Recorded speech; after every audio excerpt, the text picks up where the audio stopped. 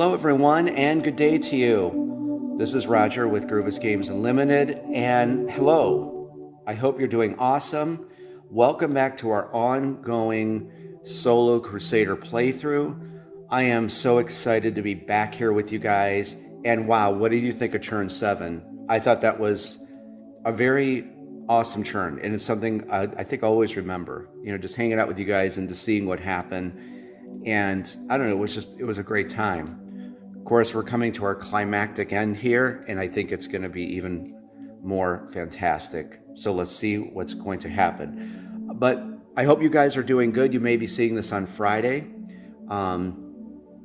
And it was, what I was going to tell you. Oh, we finally wrapped up getting our house back in order from the holidays with rearranging a storage area and moving Christmas lights and decorations.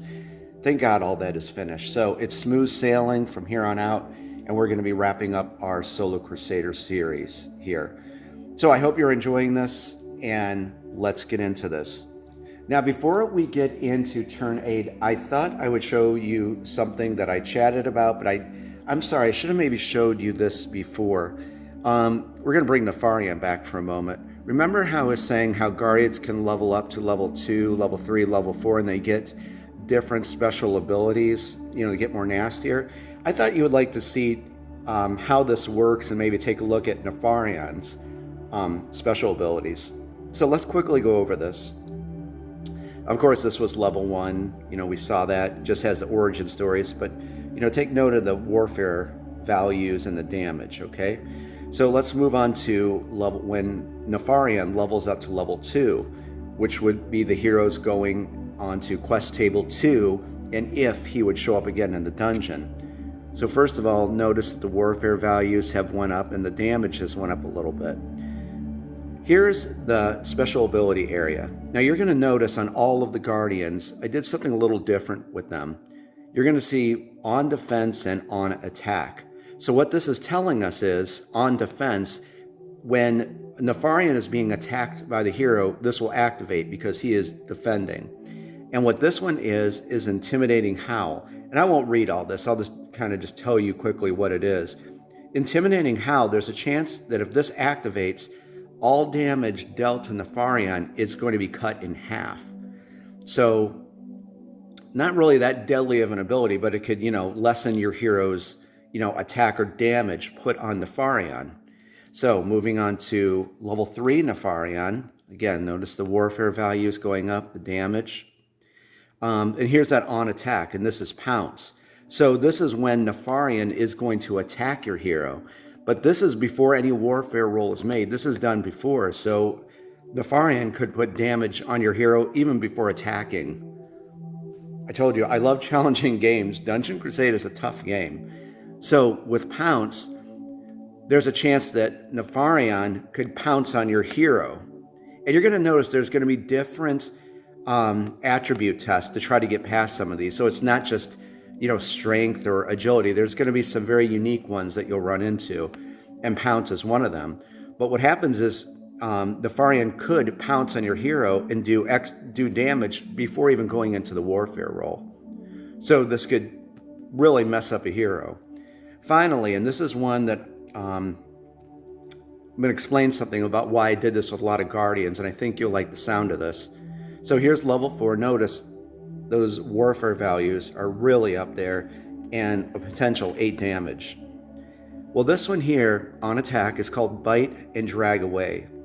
So, of course, Nefarian before the warfare rolls could put some damage on your hero, but what's interesting is this other part of this special ability called Drag Away.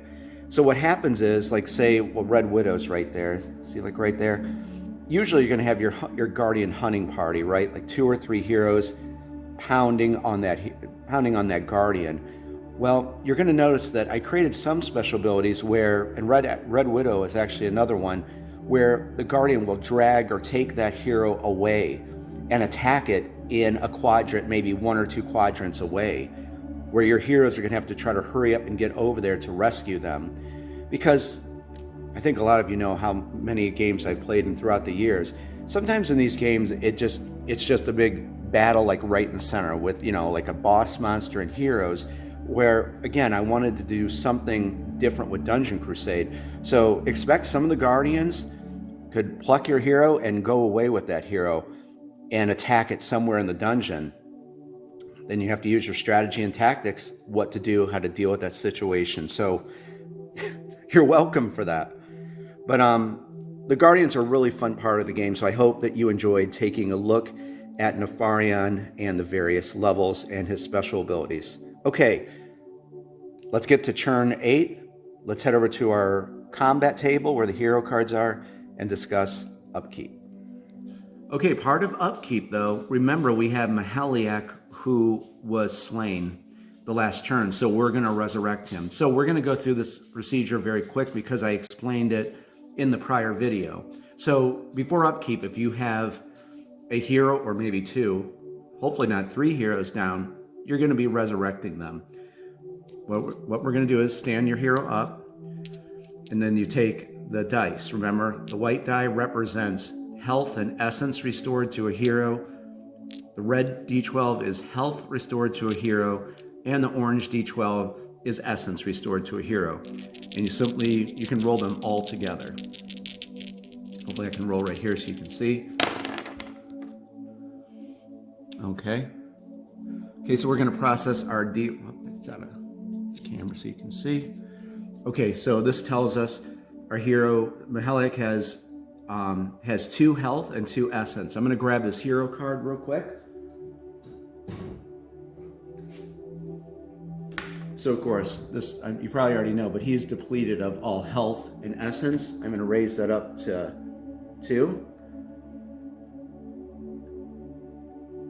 There you go, so just so you can see how I did that. Okay, so you can process whatever you want next. With the red D12, that's of course a 6. So I'm going to raise up his health by 6. So he's at 8 health now. And then finally, that's another 6. So he has 6 essence restored, which puts him at max. So that's exactly how resurrection works. Now, like I said in the other video, each of the heroes is thought to have a soul stone. So you can basically teleport, spawn, however you want to say it, your hero adjacent to any hero in the dungeon. And I think we're going to spawn Mahaliak next to Matari, who's in that chamber. Okay, let's head back over to the dungeon. And here we are back at that chamber with Matari. And we're simply going to place Mahaliak in the chamber, and he's ready to go. So hopefully you like the resurrection mechanic. It's not too hard. It's fairly easy to understand, and it just keeps the action popping in the game. Okay, let's head over to our table now and discuss the rest of upkeep. Okay, here's our hero area here. And let's first go over, do our heroes have any afflictions? And here is our card to show you. Remember, upkeep. So, do our heroes have any affliction? No, they don't have any afflictions. We can move on with that. Do any of the heroes have any lit torches? You're going to roll a d12 to see if it stays lit for the forthcoming turn. On a result of 1 to 2, it goes out. None of our heroes have any lit torches. Do we have to unchannel any special abilities? Yes, we have to unchannel Magic Missile because, of course, Zeke used that. Turn it right side up. It's ready to go again. And of course, our quests are not completed yet. However, they're going to be completed, I think, within the next few turns here. And then we'll have to interact with the teleport track. So that'll be interesting to go over with you. Finally, we're going to talk about the initiative tokens. And we're going to go to the dungeon for this, and we're going to discuss our plan. But before any of that, though, I think we're going to activate Albus first. Because remember, he's level 2 now. He has 1,100 gold, and plus he has that quest up here that he has to churn in for us. That'll get us another 300 gold, I think it was. So we're going to do some shopping. We're going to send Albus back to the dungeon for our heroes. Okay, so now let's go over to the dungeon and discuss what we're going to do for the forthcoming turn. There's many things we could do. So let's head back over there. Okay, I'm going to try to just hold the camera and I won't be too shaky with it, but I just want to give you a bird's eye view because I think it'd be better discussing everything we're going to do. So again, like Red Widow is right here. And then here's Maheliak and Matari in this chamber in northern quarters. And then we have Zeke right here. And I thought I went through many different strategies. And I think this is what we're going to do. We're, of course, going to move Albus first. We're going to activate Zeke first with initiative token 1 and 2. We are in, of course, well, Zeke is in the Tomb of St. Viticus north. We want to try to get over here to the Ancient Depths, because remember, this is our main quest. We have the Onyx Key to open up those chamber doors with the red bases. We have to find 2 wine bottles for Baron Whitmore. So I want to try to make him, or try to get Zeke to get over here so we can get this quest knocked out. Okay? I think we're just going to deal with the trap here and have Zeke go through it. I don't know. Again, I laid these down randomly. I've not looked at this. We're going to have him go through a trap. Hopefully it's a dud, but we'll see. I don't want to go through the cesspools, then the runes of Hamvir come down. We're just going to do it this way, okay? So initiative token 1 and 2 will go to Zeke. Then focusing on Matari and Maheliak, we're going to just simply move out of this chamber. I think we're going to give Maheliak initiative token 3, have him move down, go into this chamber here, and then he'll do a rally call for Matari. She will have initiative token 4, because remember, you have to do that in succession with the initiative tokens. Move her into here, and then Red Widow, we will be out of line of sight. 1, 2, 3, 1, 2, 3, 4. So if they just kind of scoot along here, they can get into another chamber and get this quest done. So initiative token 5 will go to Maheliak, and initiative token 6 will go to Matari, and we're going to try to knock out this quest right here while we wait for Zeke. Finally, and again, this is Dungeon Crusade. Who knows what's going to happen? We're going to create our Guardian hunting party and take out Red Widow, and we have completed the quests for quest table 1. Okay, so let me just go over here with the initiative tokens, and we'll go into the encounter phase. And like we discussed, here is initiative token 1 and 2. We're going to give that to Zeke. Initiative token 3 will go to Maheliak. Initiative token 4, we're going to give that to Matari. And then initiative token 5, remember, so that with those, they're going to be in that one chamber. And then we're going to give initiative token 5 to Maheliak, as he's going to make his way to that second chamber, and finally wrap it up with initiative token 6 to Matari. And I think, if everything goes as planned, I think this is going to be a great churn, and we're going to get a lot accomplished. Okay, we're heading into, so I want to show you guys so you kind of get acclimated to this. So we did upkeep. We're now moving into the encounter phase right there. So let's go over into the encounter deck. And we are in the encounter phase. We're going to draw a encounter card. And well, it's rats. That's not going to be good. This is an event. It comes into focus. Randomly select a hero. Okay, let's just do this now. Die. Let's roll right here. This is going to be Zeke. I hope our plan doesn't mess up that we just laid out. Oh boy. Okay. From a hole in an eroded part of the dungeon wall, 2 huge plague rats come charging out at you. Take 2d6. Each d6 represents a rat. Okay, so picture, we're going to have to get 2 d6 here. These are going to be rats. The hero takes 1d8. The hero only fights 1 rat at a time. Roll 1d8 and 1d6 together. Highest roll inflicts 1 damage. Ties result in no damage. Each rat has 2 health. This is a fight to the death. These are some cool little events right here. Yeah, it could be bad, but there's a few of these in the encounter deck. So this is basically, it's going to be like a dice battle between Zeke, who's going to be represented by the 1d8, and then the 2 plague rats that are represented by 1d6. Tell you what, let's get our battle board and let's set this up, and I think we'll have a good time with this. Okay, so Zeke is going to be fighting some plague rats. Get ready. Okay, and so I set up this little battle scenario here, and you're going to find a few of these kind of battles like this in the encounter deck. And I always think they're kind of fun, quick battles, nothing too hard about them at all. So we have Zeke here, and maybe this was like a zoomed in part of the dungeon, and these plague rats, represented by the D6s here, are coming charging out at him. And I just grabbed, and you could do this too, you can use the D12, the matching D12s, to keep track of their health if you want, or just have some tokens out, whatever. So as the card instructed us, it's going to, one's going to attack. So one rushes forward, and we'll put Zeke there. So we'll see how the first battle goes. These are super easy battles, guys. Highest roll basically inflicts 1 damage. All right, so Zeke already whacked one of them probably with Luke's training sword and put 1 damage on, so the purple one is down to 1 health. Here we go. Okay, so that's basically, that's how easy it is. Roll again. And, oh, I gotta get Zeke's card. So the rat put 1 damage on Zeke. Move this down. I feel confident Zeke is going to kill it in this round. Yes, 3-1. So this rat is gone. Strikes it with Luke's training sword and just cuts it in half.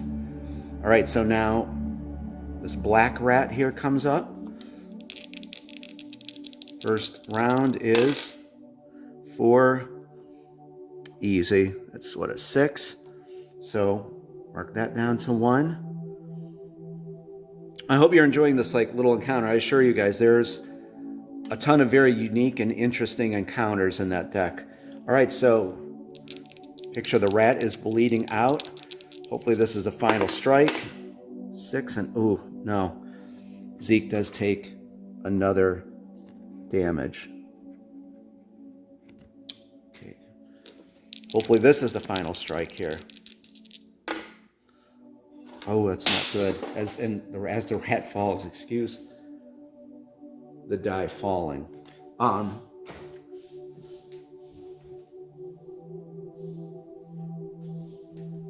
Sorry about that. I had to get that. I applied Zeke's damage, of course. Okay, so hopefully this is the final round. This rat is tougher than we thought. Zeke is down to 4 health. And finally, a massive hit. He just slices that plague rat in half. Plague rat is dead. And that is basically how, like, you're going to encounter a few battles like that, and that's as simple as they are, and just get you back into the game. I hope you enjoyed that. Okay? Even though our Guardians have spawned, let's go over to the Guardian spawn track and just discuss that real quick, and then into the hero phase. And of course, our 2 Guardians have spawned because that was the quota that we set. But I did just want to show you, that would be the next phase, the Guardian phase, if you had another Guardian to spawn in. Okay, on to the hero phase. Actually, before we move into the hero phase, I got our scenario book, and I wanted to show you those entries real quick. And like I said, when I put this system together, I really put a lot of thought and creativity into this for people. So you could have, 6 different difficulties. There's 3 different modes you could play with the different scenarios. So you're always going to see something different. But I just wanted to draw your attention to these 2 entries here. The Guardian spawn track, which we started it at 20. You could set it at anything. Even going off here, if you want to set it at, 14, 13, 12, whatever. But Guardians request table, and who asked me this question? I think it was William. William, didn't you ask me? I think, yeah, it was William. Here is Guardians request table. Of course, we were playing on easy with 2 Guardians, and William had asked, well, how do you set the Guardians, how many spawn into the dungeon? It's right with this. You do this during setup. But know that, there's 8 Guardians in the game, so you could kind of go off this chart if you want to spawn in 7 or 8 Guardians. So this is where you select how many Guardians you want to spawn per quest table. And again, we're playing with 2 Guardians. Okay, I'm glad I went over that. Okay, on to the hero phase. Okay, and we are about to start the hero phase. And again, so looking at our player aid card, flip that over. Of course, we did the Guardian phase, and there is the Hero phase. That's next. And I was talking to our good friend Kevin, who did those player boards, and we always are chatting back and forth. And he said actually that's how, when he was learning the game, he used these player aid cards, and now he doesn't even need them. So, but I just wanted to show you, Hero phase is up. We are in the village with Albus, and we're going to do a lot of shopping here. And also pay attention to this part, because I'm going to give you some good strategy tips that you could use in your game. Okay, so first of all, remember we completed the side quest, the Chambers of Corrupt. So we have a physical reward to receive, which is 300 gold. I already took the 300. I have it here with this gold here. And then of course we already got the life force. And I want to show you something when we get to our main quest on the monsters, and some things you can do to even change things up. So we'll touch on that. But for now, we have, let's see how much of the copper. They're all like gold, but 1, 2, 3, 4, 5, 6. So that's 900 and 500. What is that nowadays? 1,400. So we have 1,400 gold to spend in the village. What is that nowadays?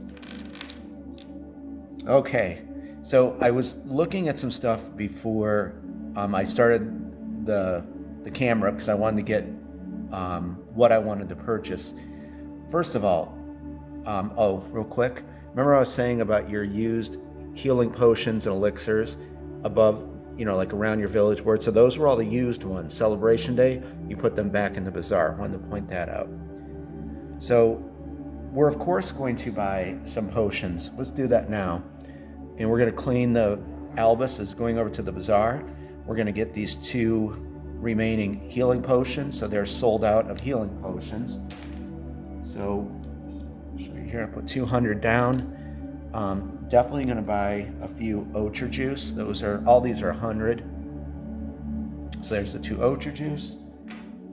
There's the 200 for that. We may come back and buy a few torches, because I want to show you that. Plus it'll give our heroes +2 to their base movement. But I want to get this equipment here and show you a few things. Kind of our strategy, and again, help you with some strategies you may want to use in your game. Okay, first of all, the heavy cloak. With Red Widow, I'm not going to pull her card, but she's versed in spiritual warfare, mythical warfare, and arcane. Matari and Zeke are going to be our guardian hunters. So we're going to really bolster up those warfare values so we can take her down quite easily. And this is a really good strategy to remember when you're playing. So we're going to buy this heavy cloak here and give it to Zeke, because that will give him +2 to his arcane. So he's already a powerhouse. We're going to even further it more. So let me, I'll set everything aside, then I'll pay for everything. So let's say right here, the Sunstone Ring, spiritual warfare, +2. Matari, remember she has I think +2 to spiritual warfare. We're going to bolster that even more with the Sunstone Ring. So that's 200. Is that 300? Sorry. So that we're going to equip this with her, and that, and then this is a good one here, Troll's Tooth. Notice it gives you like a dual benefit. This is going to Maheliak, so that'll give him a +1 to his physical warfare rolls and a +1 to chaos. So we're going to pick this up for Maheliak. So all the heroes are getting new stuff. This is the important one. A good strategy I want you to remember. We're going to pick up the Redwood Staff, but actually we're going to give it to Maheliak. Remember, he has Mallory's Golden Bow, and he's not proficient at all with arcane. So with this, it's at least going to give him a little more to arcane, so we can add that to any kind of arcane roll. But the important thing is here, notice that there's a socket here, because we're going to be doing some mining and crafting. So with him, so say like in his left hand he has Mallory's Golden Bow, in his right hand he will have the Redwood Staff. Remember, you still get benefits to those warfare rolls as long as you have it equipped. So the socket, we're going to attempt to, whatever we get from mining, I don't know what we're going to get from mining, but we're going to try to create a Jade Prowess Gem, and hopefully a greater Jade Prowess Gem. Jade is a precious stone, And when you create a prowess gem, that bolsters up a hero's warfare stats. So, there's all different kinds of prowess gems. There's physical, or like Ruby Stone is physical, Iolite is ranged, Jade is arcane, so on and so forth. So we're going to equip him with this. That'll bolster his arcane. Then from mining, we're going to try to craft a power gem to plug into that socket. You see how that works? So again, this is like really micro managing and getting down to speccing out your heroes, which I absolutely love in games like this or Diablo 2, all of those. So let me pay for these real quick, and I'll be right back with you. Okay, and I just wanted to show you there, that was all 1,000 gold for that. And luckily, that's what we have left. Albus has exactly 1,000 gold left. Just wanted to show you that. So we did very good for this trip to the village. Okay, let's move Albus back. So remember, he has 2 actions. So this is like his action to pick up some gear and then move, and then he'll get another move action. So let's see what kind of movement he generates. Let me grab the die. And I just want to, again, show you Albus's level 2 hero card. So notice he can carry now 6 consumables. He's going to roll a d8, which I have right here. D8 plus base movement of 8 for his movement.